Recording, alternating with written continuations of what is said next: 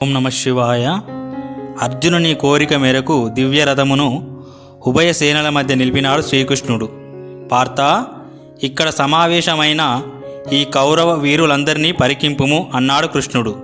అప్పుడు ఉభయ సేనలయందు చేరియున్న పెదతండ్రులను, పినతండ్రులను, తాత ముత్తాతలను, గురువులను, మేనమామలను, సోదరులను, పుత్రులను, పౌత్రులను, మిత్రులను, మేనమామలను, మున్నగు ఆత్మీయులను చూచినాడు అర్జునుడు. కృష్ణుడు: ఎలా అనిపిస్తుంది అర్జున వీరందరిని చూస్తుంటే?